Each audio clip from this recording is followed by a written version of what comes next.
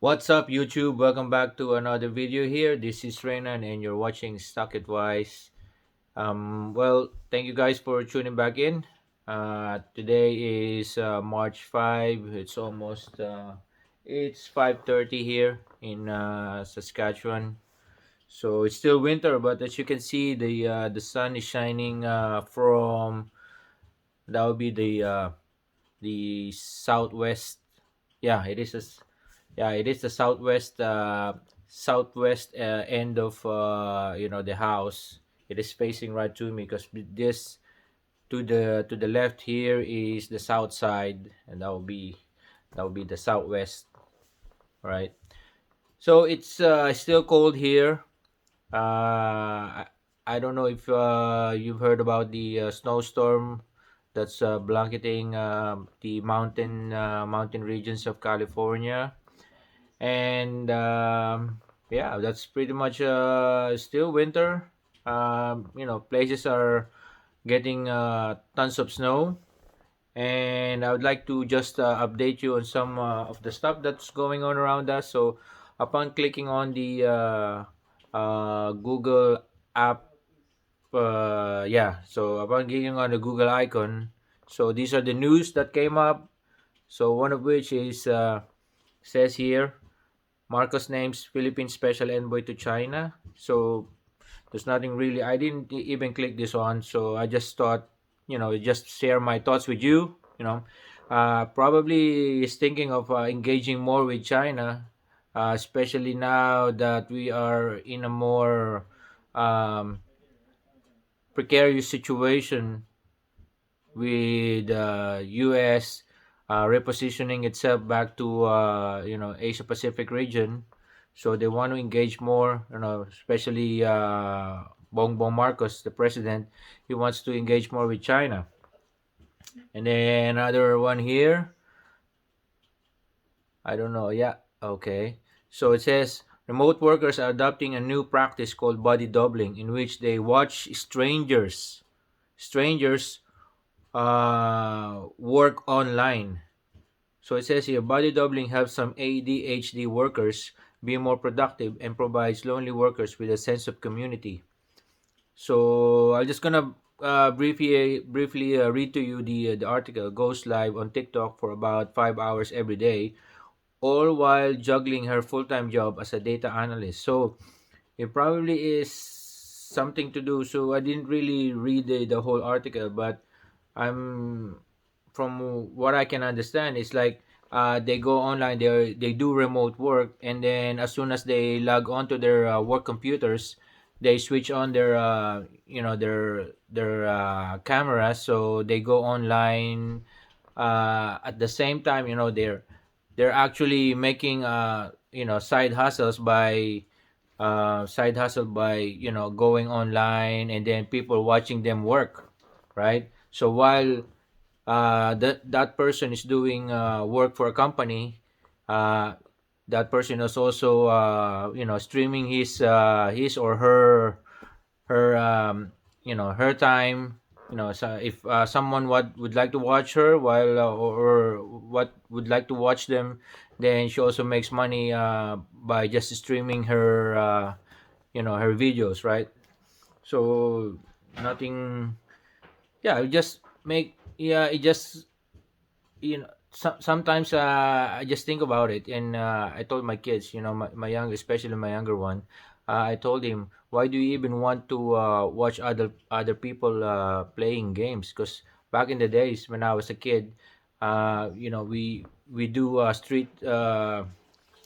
we play on the streets, and if you're left on the side just watching your playmates play, and you're out of the game, it's like uh, it's like you feel like you're not part of the game, actually, right? But nowadays, the kids are just enjoying other people watching other people play the game. So I don't really understand how the kids nowadays are going by just like watching other kids or other people watch play the games or online games, right? So there's another one here. It says, but it's a YouTube video. Middle class Americans are on the brink of bankruptcy as hard times coming. All right. So Bank of Canada risks falling too far behind. Fed Scotia says. So I'm not gonna dwell on that. I'm just gonna show it to you. There it is. It's from BNN Bloomberg. So I'm just gonna discuss this in another video and more in-depth analysis. Like not really in-depth analysis, just to share to you what my thoughts about it. Okay, so there's another article from KPTV in the US. All all Portland Walmart stores to permanently close. So that's something, especially if you're a Walmart shareholder. And then this is a more like my job. My job went remote, so I got two more and travel the world. See what's happening around us. I've seen a lot of people, especially from advanced economies or Western countries, moving to less stressful countries like Philippines, Thailand, Vietnam, Bali in Indonesia, those places where they can enjoy the sea, the warm weather without experiencing the cold here, especially now. Now it's actually -20 but -31 with the wind chill factor. So yeah, a lot of people, younger people, when since they can afford it, or their companies move online, or their job went remote, so they can actually move to other places as long as there's a good internet connection. So they're fine with that. Even if they get a haircut in their salary, as long as they can move to the place where cost of living is not that high, unlike here, right? In Ontario, I've heard that 2,500 for a basement suite is the going rate for a monthly lease or rent. Like 2,500, that's a lot. So if you can do your work remotely and find a decent place, for say like in Asia, where you only pay like $500-600 a month for a fully furnished condominium in a high end place, like say Makati, or in Bangkok, or wherever. Why would you not do it? And the sea is just, vitamin C is just around the corner, where you can just after work, or even while you're online, I can actually do your job on the beach, right? Okay, so let's move on. So there's another thing. There's another headline here. I'd like to show it to you. That is from the Toronto Star. Empty homes in Japan are going what? I can't. Are going cheap. The secrets are getting out. So it feels like.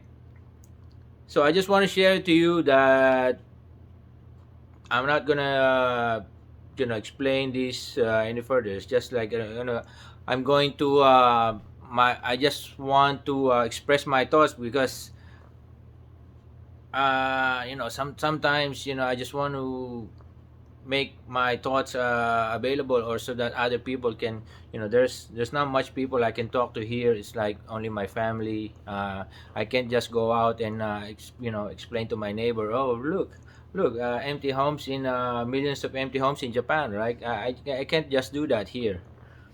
So so millions of empty homes. So it's like Japan is like the US on steroid. So what's happening in Japan in the last 10 years, or 20 to 30 years ago, up until now, it's going to happen in the US. That's what I'm thinking, that the population are aging in Japan. At least the population is aging, and I think the US have reached its peak population like 2 to 3 years ago. So it's gonna be downhill from here. So a lot of people will moved out of those rural places, and empty homes will sit there, and it's gonna be a social decay. Just like what's happening in the U.S. right now, like in LA. So I've been there in LA, been there many times. Like I've spent 13 years working in the ship. So the first time that I went to the US was in 1999, and it wasn't as bad. Um, we actually stayed in LA. The first trip that I've been to was in San Francisco, and I was amazed. It was a wonderful feeling when I touched down in we touched down, the plane touched down in San Francisco, and we went to places. That was already at night. I think that was already 10 at night, and there was it was a lot of it's so much different than in the Philippines. So okay, I'm not gonna continue on doing that, but I'll explain it to you. So it was the price of a car. Says here on the article, it was the price of a car of the house in rural Japan he bought in 2016, a BMW, but still the price of a car. So the house that he bought, this guy, he bought this house in Japan for the price of a BMW, like comparable price to a BMW right now. Built in 1810, the traditional farmhouse languished on the market for 6 years. It was one of the 8 million Akiya or vacant homes in Japan, mostly in countryside, whose owners have died or moved away. So especially if you're in the countryside and you're elderly, you have to move out of those places where no one will take care or look after you. You have to move into a city or a place where there would be someone to look after you. Like say hospital is very there is a hospital in that city, like, right? Because if you need help, no one's gonna come like 2 hours 3 hours away from a major city to the countryside to fetch you and take you to a hospital. So that's what I'm thinking that's gonna happen. That mostly I've seen that here, that you know we live in a here in Canada, at least here in the town. It's not a town actually. It's a small city where people in these smaller towns, in these villages, are moving here, moving to the town where I live, in the city where I live, because it is the much bigger town than where they are, and we have a hospital here. Although not all procedures are done here in the hospital where what we have here, but certainly it's a hospital where you know basic services can be done. So anything that's specialized operation, they have to take you to the metro, not metro, but the bigger city, the big city.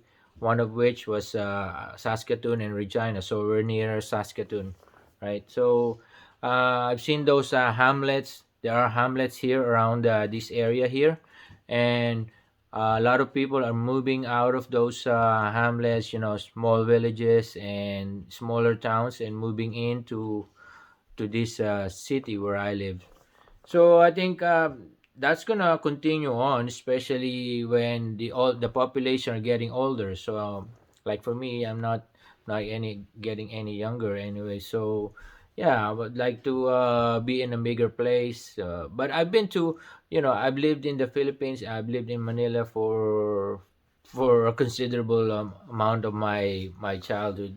So for now, I'm good here, where it's pretty quiet. But as the years go by, and you're gonna need more care, specialized care, then you have to move to a bigger city.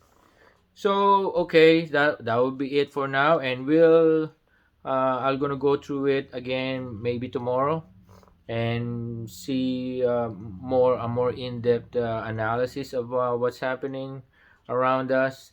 Especially so the stock market, it feels like everyone is saying everyone is saying that the stock market is gonna come down.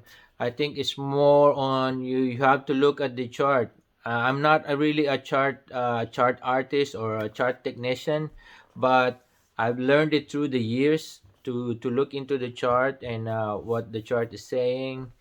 um, I can't, but I do know that, what I do know is that the Fed is saying, the central bankers before, they were saying that inflation is transitory, that inflation has peaked.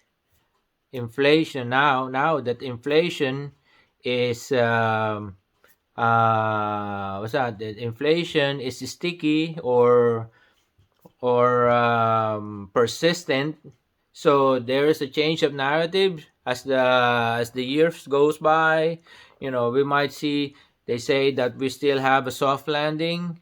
Who knows? Maybe tomorrow or the next few months we'll see a hard landing and we're gonna actually see a recession.